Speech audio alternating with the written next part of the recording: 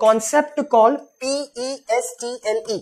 ये कॉन्सेप्ट आया कहां से? Why we are discussing this concept? Because we want to understand और we want to know why there is a need for a company.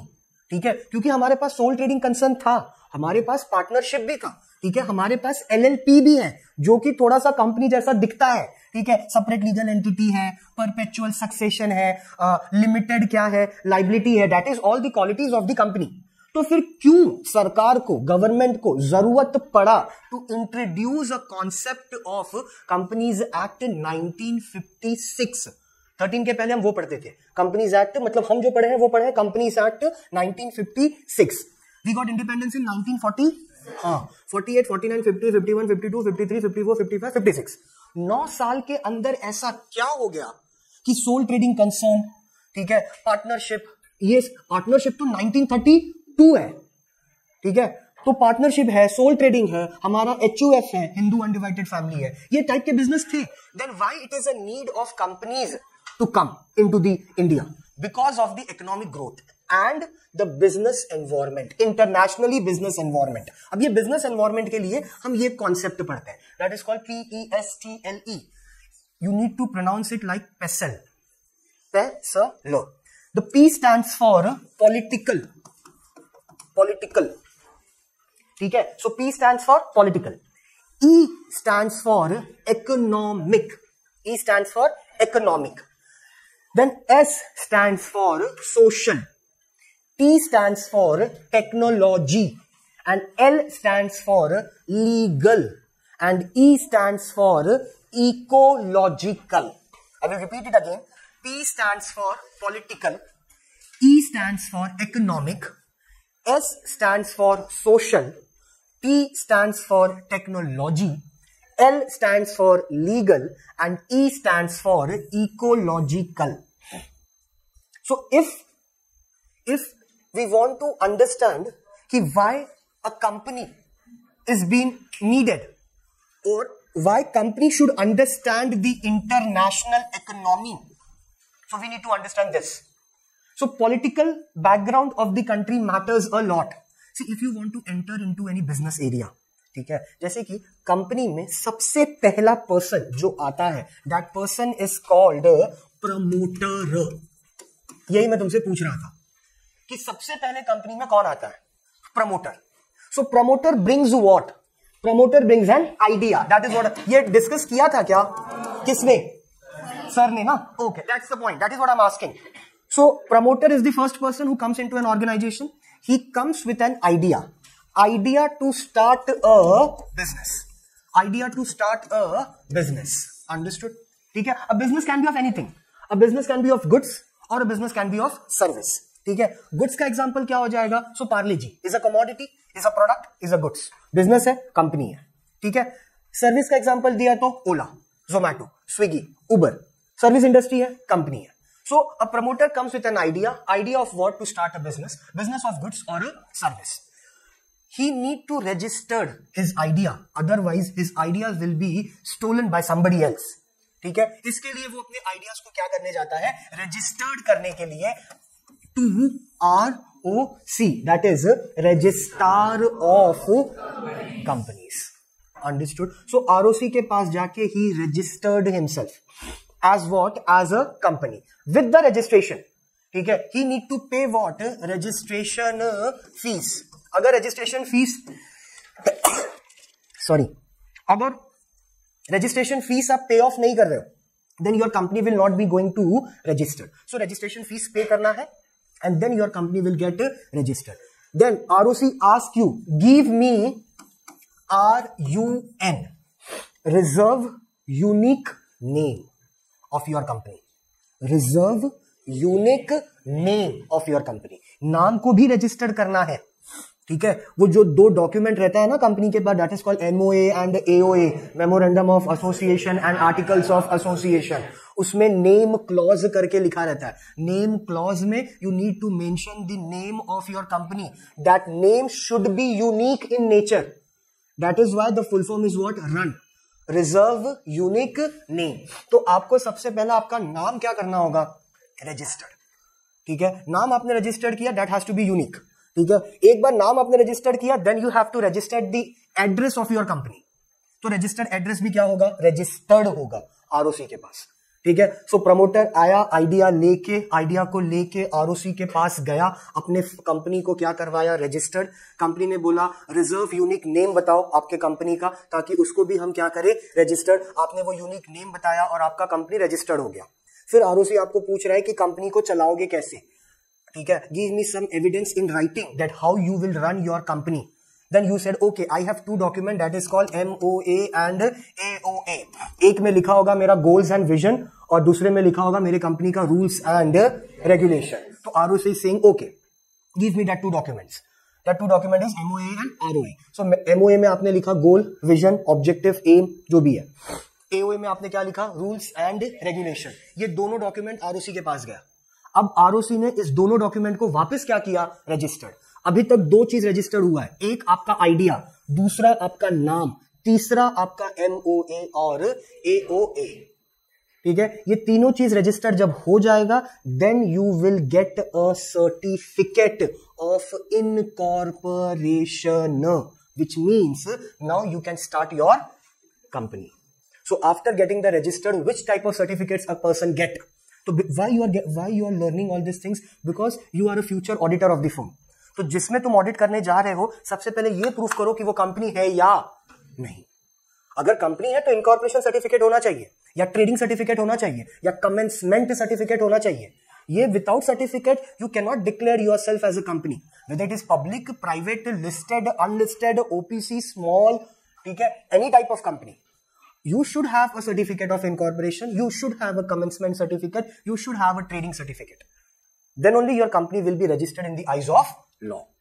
And then you need to follow what? Rules and Regulations of Companies Act 2013. So economic changes बहुत हुआ, business environment change हुआ, ठीक है। Soul trading में कुछ ये था, disadvantages था, पार्टनरशिप में कुछ कौन था, HUF में कौन था। तो और सबसे बड़ी बात ना, इन तीनों में, सोल ट्रेडिंग में, पार्टनरशिप फर्म में और HUF में ना, corporate governance was not good, जिसको बोलते हैं कॉर्पोरेट गवर्नेंस। गवर्नेंस का मतलब होता है rules and regulation. Controlling power was not there.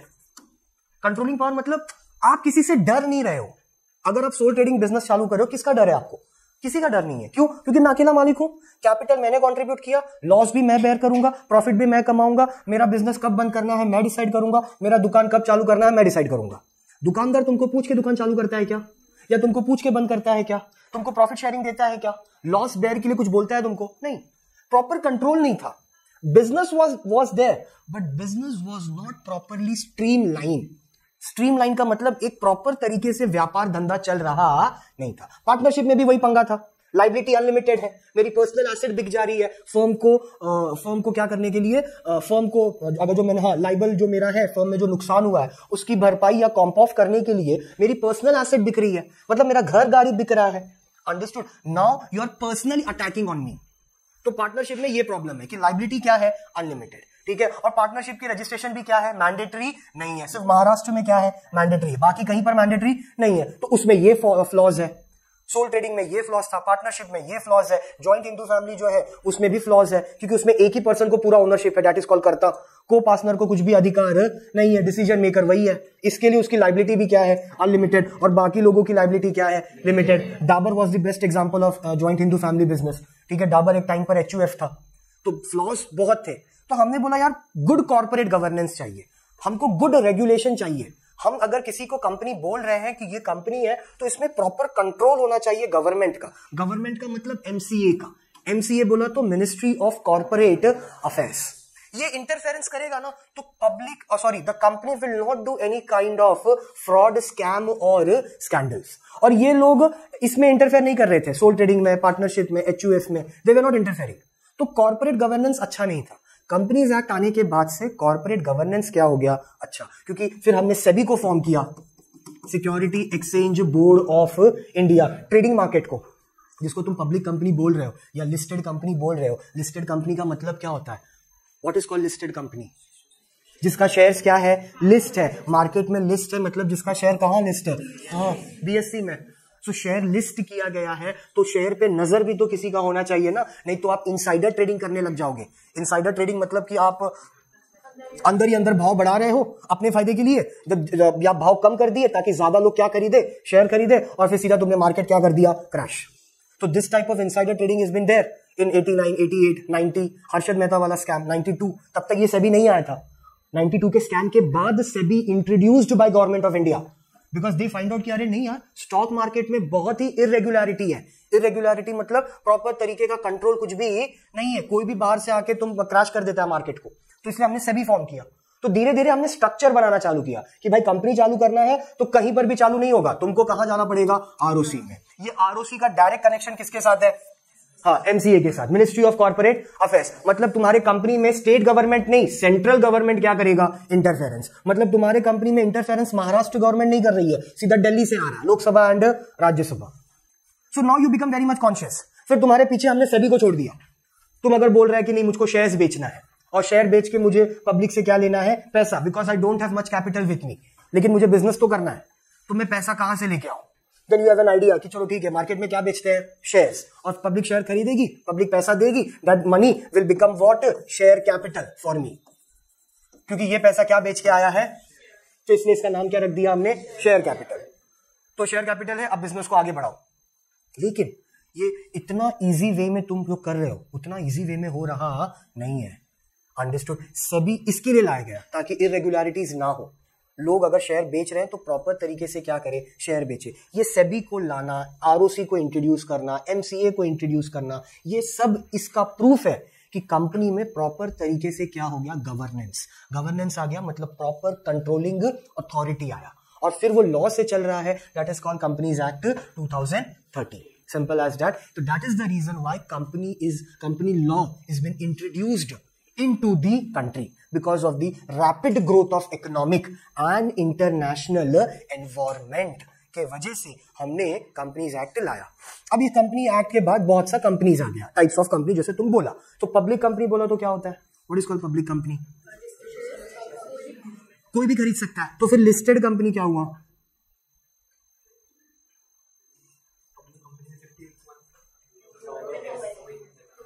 वो नहीं है, वो अलग हो गया ना, गवर्नमेंट अलग हो गया, गवर्नमेंट अलग हो गया। So did you understood my question? If you are saying public company are those company who are publicly available to the public because they take money from the public, that is why they are called a public company. ठीक है, then who is listed company? फिर then you are saying कि listed company वो है जिसका share list हो रहा है, कहां पर, बॉम्बे स्टॉक एक्सचेंज पे। तो लिस्ट हुआ तो लोग क्या कर रहे हैं, तो खरीद रहे हैं। तो ये जो लोग खरीद रहे हैं, ये लोग हैं कौन, तो फिर वो पब्लिक क्यों नहीं है? समझा मैंने क्या बोला? पब्लिक कंपनी तुम वो बोल रहे हो जिसमें पब्लिक ने पैसा डाला, इसके लिए तुमने उसका नाम क्या रख दिया, पब्लिक कंपनी। फिर लिस्टेड कंपनी का एक्सप्लेनेशन क्या है कि उसका शेयर लिस्ट हो रहा है। शेयर कहां लिस्ट हो रहा है, बॉम्बे स्टॉक एक्सचेंज में, लेकिन शेयर खरीद कौन रहा है, पब्लिक ही खरीद रही है, तो पब्लिक कंपनी ही बोल दो ना फिर। तो दो अलग अलग कॉन्सेप्ट क्यों रखा कि ये पब्लिक कंपनी है और ये लिस्टेड कंपनी है? That is what my question is. Okay, see what happens now when you say a listed company to become a listed company in the stock exchange, तो we have a stock exchange regulation act, BSC खुद act से चलता है, Bombay stock exchange regulation act of 1999 and 1992। ये stock exchange भी कानून से चल रहा है, मतलब ये भी डिसॉल्व कोई इसको कर सकता नहीं है। You can not list your company very gradually and go stock exchange में गया, बोला सुनो कंपनी लिस्ट करना है, करोगे क्या? तो ऐसा वाली कहानी नहीं है। To list your shares, they have rules and regulation. वो rules और regulation में तुम अगर बैठ रहे हो, इसका मतलब तुम्हारा पैरामीटर्स वहां पर सेट हो रहा है, इतना प्रॉफिट होना चाहिए, इतने साल तक तुम बिजनेस पहले किया होना चाहिए मार्केट में, तो ही हम तुमको लिस्ट करने को देंगे। तो just imagine Zomato listed in 2021. 2021 में Zomato लिस्टेड कंपनी हुआ। 21 के पहले क्या Zomato बिजनेस नहीं कर रहा था? देन LIC, वो तो 92 से चल रही है कंपनी, उसके भी पहले से। हर्षद मेहता के स्कैम में LIC was also involved, understood, तब से वो कंपनी चल रहा है। लेकिन वो कंपनी लिस्ट कभी हुई? 2021 में। बर्गर किंग बिजनेस कब से कर रहा है ये, बट अब जाके लिस्ट हुआ। सो लिस्टिंग का पैरामीटर अलग है, हर कंपनी लिस्ट होगा नहीं। पब्लिक कंपनी है कि पब्लिक से पैसा लिया है, पब्लिक से पैसा तुम कैसे ले सकते हो? There are many other method to take money from the public, that is called PD, public deposit. इस पे एक बहुत बड़ा स्कैम है, that is called Sahara scam. Subroto Roy, the owner of Sahara, ठीक है. Now the director who makes the movie of on scam 1992, he is again making a movie on this scam, ठीक है, सहारा स्कैम करके. बहुत बड़ा स्कैम था वो टाइम का, 2002, 3, 4, 5 का. सेम लिस्टेड कंपनी नहीं था, शेयर वेयर नहीं बेच रहा था, लेकिन पब्लिक से 36,000 करोड़ रुपया लिया था. 36,000 crore in the era of 2003-4, not a small amount. और क्या बोल के? Public deposit. आप अपना पैसा हमको दो, हम 1 साल में पैसा क्या करेगा? ये जो पैसा आपने मेरे पास रखा है, that money is a deposit of yours to me. It will get doubled and when you will need it I will give you money back. तो इसने पैसा 2 साल बाद मांगा, तो इससे लेके इसको दिया, लेकिन यहां पर अटक गया. फिर यहां से लिया तो इसको दिया, लेकिन फिर ये अटका. फिर इसको देने के लिए इसको दिया, फिर ये से लिया, फिर वैसे किया. तो ऐसा चला बहुत टाइम तक. Sahara has many, what you can say, business venture. Sahara was a channel. Sahara was Air India, airline. Air India नहीं, airline. Sahara का airline था. Sahara channel was there. Sahara used to sponsor the cricketers. Test match को पूरा sponsor वही करता था. One day को भी. At the time when Gautam Gambhir was playing at the height, तो Sahara was there. ठीक है. Channels हो गए, broadcasting channel हो गया, plane था, channel था. अंडरस्टूड. जैसे आज हाइप हो रहा है ना मुकेश अंबानी के लड़के का प्री वेडिंग का और इसका उसका, जैसे हाइप हो रहा है, वैसे ही 2005-6 में इसके लड़के या लड़की का किसी का शादी था. नहीं, वो तो विजय माल्या का था, वो अपना बर्थडे सेलिब्रेट कर रहा था, लोगों को पैसा नहीं दिया. सी आई राइट एवरीथिंग. अंडरस्टूड. तो वो अलग चीज है. तो इसके लड़के या लड़की का शादी था. शादी में 900 करोड़ रुपया खर्चा किया था उसने at that point of time. 2004-5 का 900 करोड़ मतलब यहां का 3x3 है. अंडरस्टूड. कहां से पैसा आ रहा है? ये पब्लिक का पैसा है. लिस्टेड नहीं है कंपनी, लेकिन इतना ट्रस्ट है लोगों को कि लोग क्या दे रहे हैं? Public deposit. तो ये एक तरीका है. तो जरूरी नहीं है कि पब्लिक कंपनी ही लिस्टेड कंपनी हो, क्योंकि लिस्टेड कंपनी के लिए you need to follow the rules and regulations of Bombay stock exchange. उनका जो एक्ट है वो रूल में अगर तुम फिट होता है तो ही तुम लिस्ट हो सकता है, नहीं तो तुम लिस्ट हो सकता नहीं है. Private companies again very simple. ठीक है. तो हम चारों ने मिलकर चालू किया है private company, which is not a partnership, it's a private company. तो नाम के आगे क्या लिखा होगा? PVT.LTD. हमारा कैपिटल रिक्वायरमेंट भी अलग है. ठीक है. हमारे मेंबर्स भी क्या होंगे? अलग. तो मिनिमम मेंबर्स 2 है, मैक्सिमम कितना है? 200. That becomes your private company. Understood. तो वैसे ही चीज ना, ये सब we are going to learn. सबसे पहले तो you need to understand the table. हमको टाइप्स ऑफ कंपनीज पे ज्यादा बात नहीं किया है, हमको बात किया है इन चीजों पर. फीचर्स पे पूरा अलग है. कंपनी तुमने पढ़ा है, बात सच है, but the content of yours is totally different from accounts. इसमें टाइप्स वाइप्स के बारे में बात नहीं कर रहा है, इसमें बात कर रहा है रजिस्ट्रेशन के बारे में, इसमें बात कर रहा है ऑडिट कैसे होगा कंपनी का. ठीक है. और ये जो कॉन्सेप्ट है कि company has a separate legal status, company अलग है, मेंबर अलग है.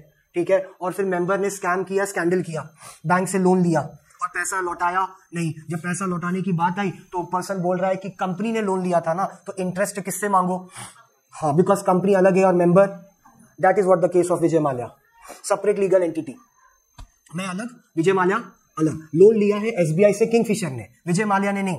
और तुम इंटरेस्ट किससे मांग रहे हो? विजय माल्या से. कैसे पॉसिबल होगा? आपको इंटरेस्ट मांगना चाहिए किंगफिशर से. फिर तुम बोलते अरे किंगफिशर से कैसे मांगेगा? क्योंकि किंगफिशर तो आर्टिफिशियल पर्सन है. That is what called corporate veil. तो ये सब कुछ नए नए टॉपिक्स है जिसपे हमको बात करना है. This is very very very important. ठीक है. You have ample amount of case study on this, कि कैसे हमने इस मिथ को हटाया.